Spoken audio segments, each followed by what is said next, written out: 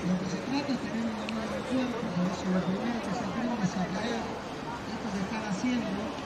las chicas del club es justamente mostrar las caídas en diferentes